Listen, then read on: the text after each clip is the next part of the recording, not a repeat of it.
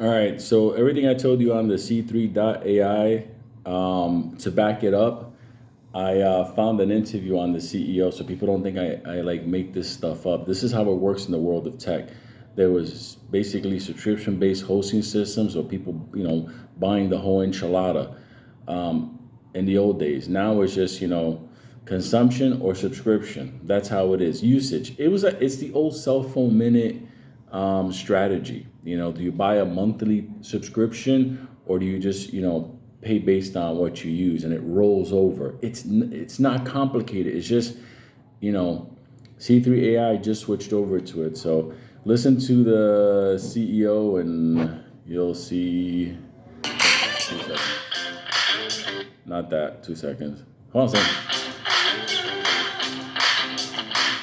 That's pretty happy.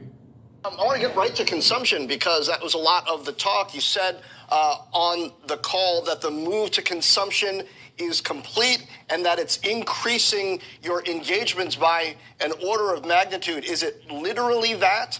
And how do you expect your projections on how business is going to grow to smooth out over the next few quarters under consumption? Yeah, we did. Good morning, John. We did change our pricing model from a subscription-based model to a consumption-based model, which is consistent with the cloud standards, and that was very well received by the market. And I expect that in a few quarters we'll be doing business with an order of magnitude more engagements in any given quarter than we have in the past. So, business looks good. We pretty much exceeded our numbers across the board.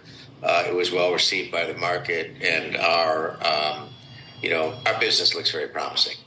I wonder, is consumption the new freemium?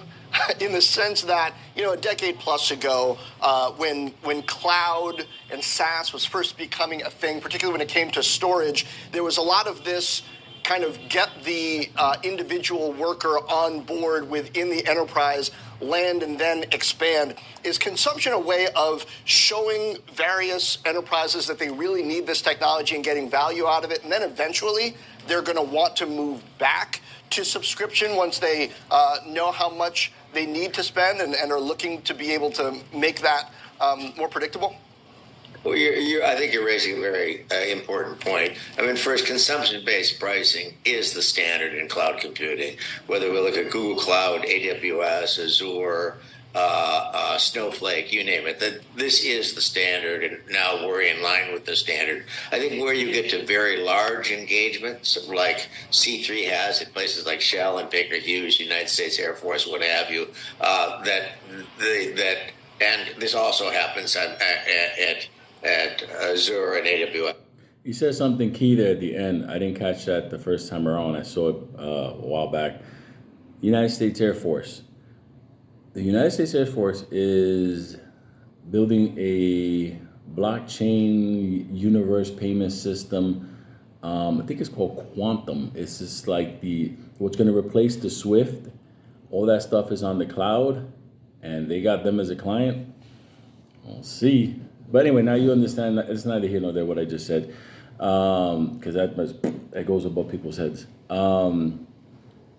They just switched the pricing structure. Now they're more usable for everybody to get in. So if a smaller company wants to start using, obviously, their AI, cloud services, whatever, there you go. It's easier. They don't got to lock into a subscription. Just think cell phone minutes back in the days. Plan 1, plan 2, plan 3, or remember whatever you don't use, it rolls over. That type of stuff. Consumption. So I hope that helps.